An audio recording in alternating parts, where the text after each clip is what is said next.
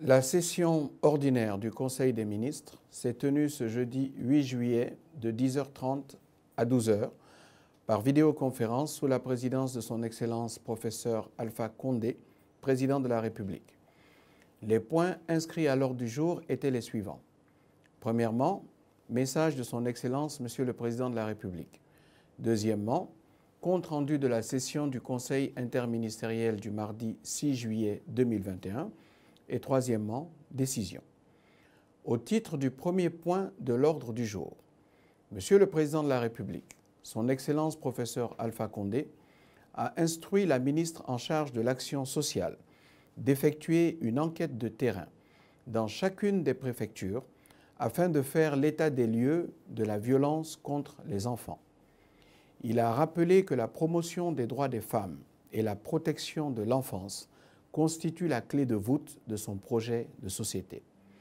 À ce titre, il a demandé à la ministre d'élaborer un plan d'action visant à lutter contre les violences faites aux enfants, notamment celles qui ont lieu en milieu scolaire. La ministre devra faire un compte-rendu régulier au gouvernement sur l'évolution de la situation.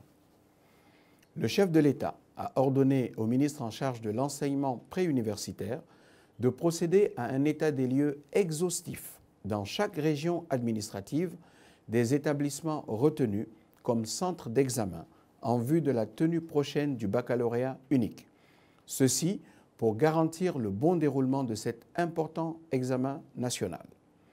Le président de la République a autorisé le ministre en charge des Finances à faire adhérer la Guinée à l'Agence pour l'assurance du commerce en Afrique, en abrégé ACA.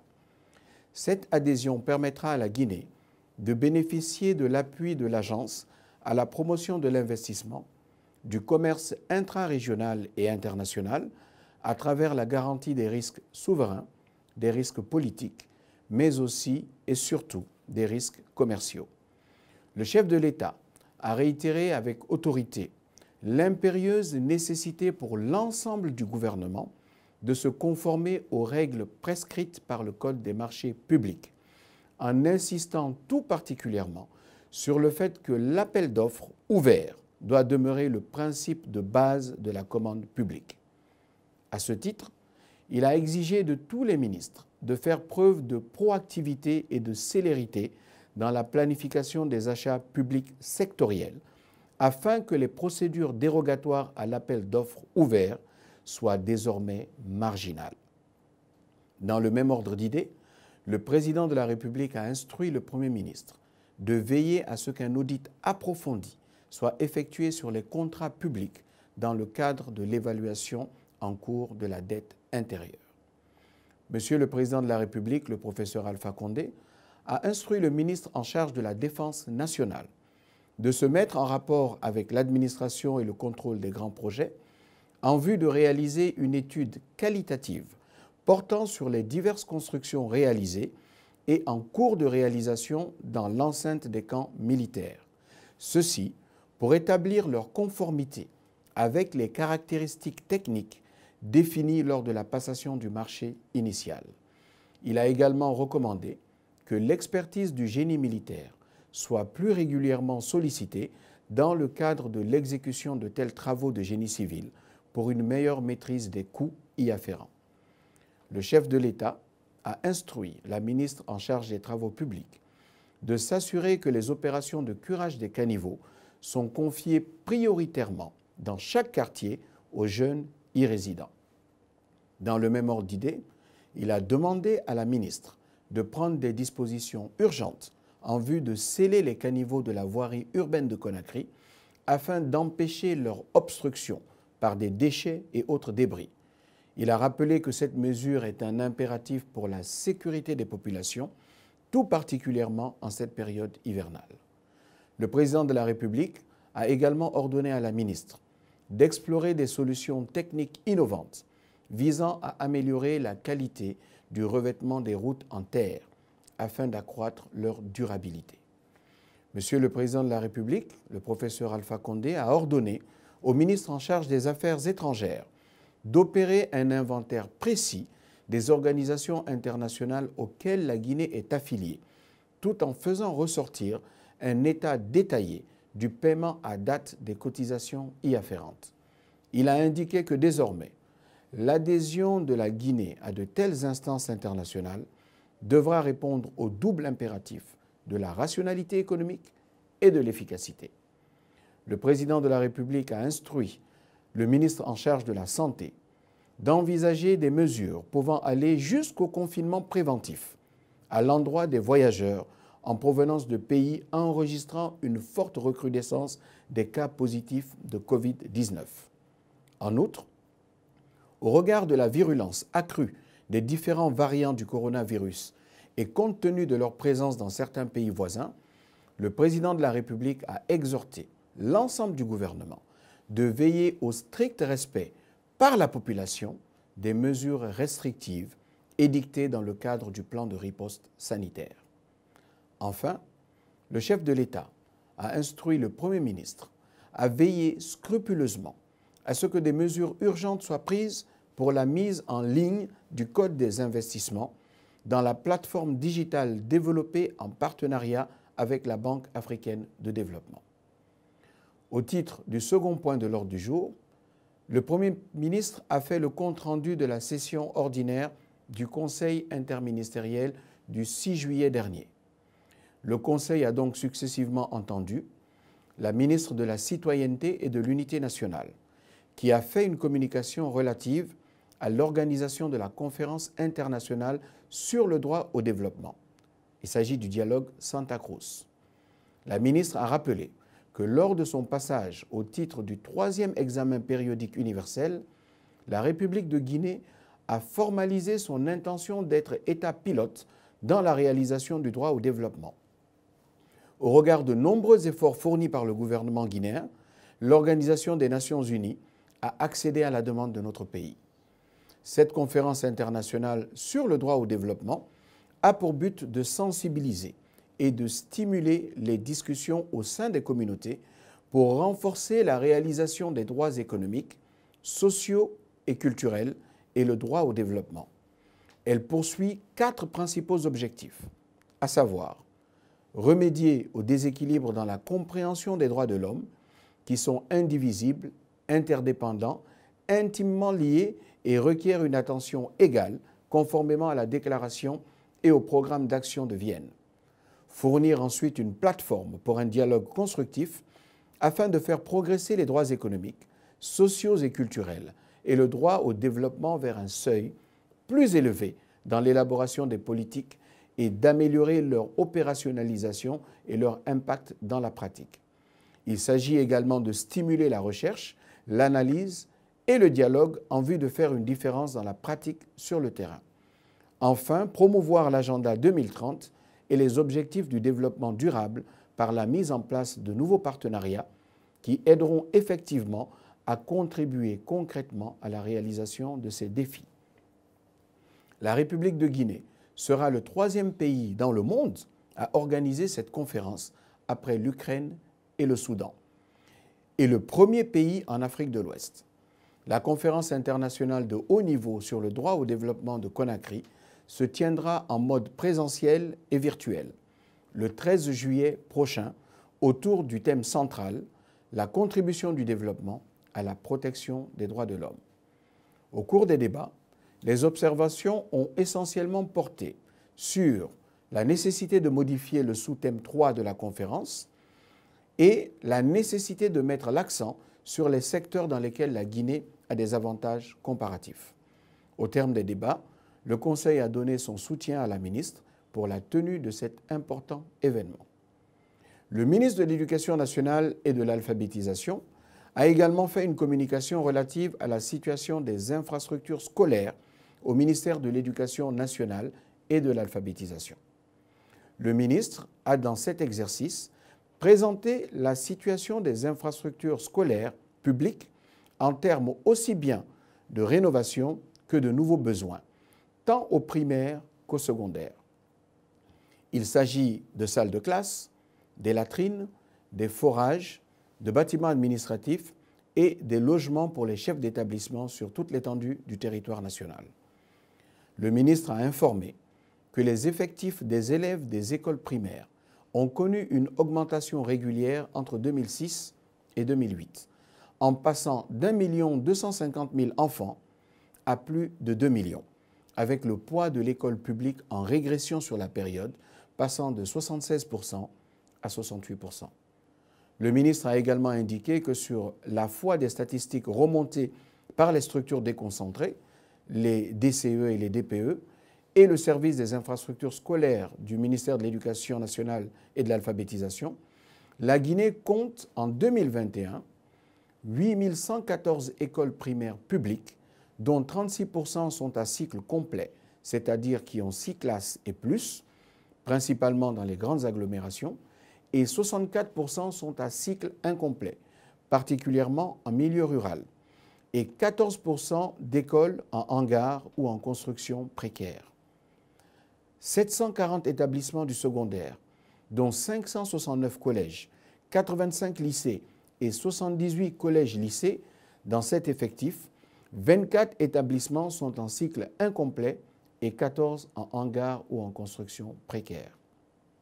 Au cours des débats, les observations ont porté sur la nécessité de prévoir les aires de jeu et infrastructures sportives dans le cadre de la réhabilitation des infrastructures scolaires, de prendre en compte la problématique de l'insuffisance ou du manque d'enseignants et de cantines scolaires, de mettre l'accent sur la qualification des enseignants, de se rapprocher de l'Institut national de la statistique pour l'identification des écoles à réhabiliter, d'évaluer le coût des infrastructures scolaires et procéder à la planification du processus de passation des marchés publics, de rendre d'abord opérationnelles les infrastructures déjà existantes, d'inscrire cette problématique à l'agenda des États généraux de l'éducation et, enfin, de tenir compte des procédures de marché pour éviter les procédures de gré à gré. Au terme des débats, le Conseil a donné son soutien au ministre et recommandé d'examiner cette question dans un cadre plus harmonieux et holistique des problématiques du secteur éducatif au cours des États généraux de l'éducation. À cet effet, les ministres du système éducatif ont été invités à proposer à la session prochaine du Conseil interministériel un calendrier et les thématiques des États généraux de l'éducation. Ainsi, ces assises inaugureront la série d'États généraux instruits par le président de la République qui concerneront aussi plus tard les secteurs de la sécurité, de la justice et de la santé. Le Conseil a ensuite entendu la ministre de l'Action sociale et de l'Enfance qui a fait un compte-rendu relatif à l'élection de la Guinée au statut de pays pionnier au sein du partenariat mondial pour mettre fin à la violence à l'encontre des enfants. La ministre a expliqué que le regard positif et les appréciations des institutions du système des Nations Unies spécialisées sur les droits humains et particulièrement sur les droits des enfants se matérialisent par 2 faits importants. Le premier est relatif à la correspondance du directeur exécutif du partenariat mondial pour mettre fin aux violences à l'encontre des enfants, par laquelle le gouvernement guinéen a reçu des chaleureuses félicitations pour avoir réussi à interdire tous les châtiments corporels des enfants grâce à la promulgation du Code de l'enfant. La Guinée devient ainsi le 61e État au monde à réaliser cette importante réforme pour les enfants. Le second est l'annonce par le directeur exécutif du partenariat mondial pour mettre fin aux violences à l'encontre des enfants, de l'élection de la République de Guinée au statut de pays pionnier au sein du partenariat contre la violence. Le partenariat mondial regroupe à ce jour 26 pays pionniers et la Guinée devient ainsi le 27e pays au monde, et ce, grâce au leadership du président de la République, le professeur Alpha Condé. Au terme de l'exposé, le Conseil a félicité la ministre pour l'atteinte de ce résultat, lui a recommandé de faire ressortir les statistiques sur les efforts consentis par le gouvernement pour mettre fin à la violence à l'encontre des enfants en Guinée et l'a exhorté à poursuivre la dynamique entreprise. Le Conseil a également entendu la ministre des Travaux publics qui a fait le compte-rendu relatif à l'état d'exécution des mesures prises pour minimiser les risques liés à l'interruption du trafic routier en période de pluie pendant la saison 2021, ainsi que la situation des travaux de reconstruction des routes Koya-Dabola et Koya-Farmoria. La ministre a informé qu'en plus du programme d'entretien routier 2021-2022, des travaux d'entretien d'urgence ont été programmés sur l'ensemble du territoire national. À cet effet, l'appel d'offres ouvert en mars 2021 a permis d'attribuer 31 marchés de travaux inscrits au programme d'entretien 2021-2022. Ces marchés comportent une tranche ferme, financée par le Fonds d'entretien routier, et une tranche optionnelle, se rapportant à la phase 2 du programme devant être financé par le budget national de développement. À date, près de 80% des entreprises adjudicataires sont effectivement mobilisées sur les différents sites. Le programme de curage et de nettoyage des caniveaux de voirie de Conakry, exécuté suivant la méthode Hashimo, a été lancé avec la participation des services des autres ministères concernés. Le financement de ce programme, d'un coût global de 16 milliards de francs guinéens, est entièrement assuré par le Fonds d'entretien routier.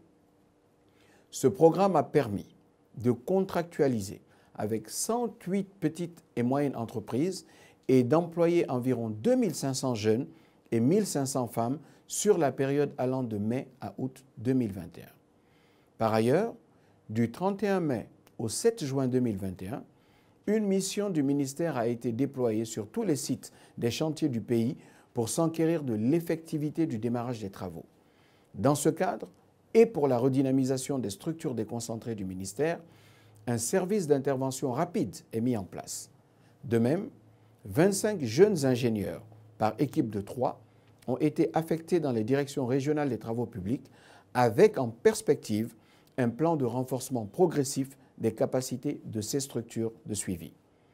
Du 3 au 5 juin 2021, une mission conduite par la ministre s'est rendue sur les chantiers de reconstruction des routes Koya-Dabola, réalisés en un lot unique de 355 km par l'entreprise CRBC et supervisé par le bureau Aegis, ainsi que l'axe Koya-Farmoria, qui est réalisé en 2 lots de 35,4 km et 39,6 km, respectivement par Henan Shin, supervisé par le cabinet Siragoff, et l'entreprise chinoise CGC et JIC Mali, qui assure la mission de contrôle. L'objectif de cette mission de la ministre était de constater l'application effective des mesures spécifiques convenues avec l'entreprise CRBC des travaux de la route nationale numéro 1, Koya-Dabola, afin d'assurer le trafic routier en saison des pluies. Il s'agissait également d'identifier et d'évaluer les solutions d'itinéraires alternatifs en cas d'extrême nécessité. En ce qui concerne le détour sur la route Forikaria-Séguéa, il s'agit de confirmer la capacité de cette route à supporter l'augmentation du trafic des poids lourds si le dégagement et le contournement de la route Koya-Kindia devenaient nécessaires. La ministre a soutenu que l'état de cette route est satisfaisant avec quelques besoins d'amélioration à la sortie de Forikaria et à l'entrée de Séguéa qui feront l'objet du prochain programme d'entretien. La ministre propose d'organiser une réunion regroupant le ministère des Travaux publics, l'administration et contrôle des grands projets, l'entreprise de travaux CRBC et la mission de contrôle Aegis pour faire le point de la situation du projet. Le cas échéant, envisager des sanctions adéquates en cas de non-respect des obligations contractuelles. Par ailleurs, dans le cadre de la mise en œuvre du projet Koya-Dabola, la ministre a porté à la connaissance du Conseil qu'un accord a été trouvé entre son ministère et l'entreprise chinoise CRBC. Cet accord aurait obtenu l'assentiment du chef de l'État. Au terme de l'exposé, le Conseil a félicité chaleureusement la ministre pour la pertinence du diagnostic posé et les dispositions prises pour la réhabilitation des routes. Le Conseil a demandé au pôle économique de veiller à assurer la disponibilité du budget destiné à l'exécution de ce programme prioritaire du gouvernement. Le Conseil des ministres.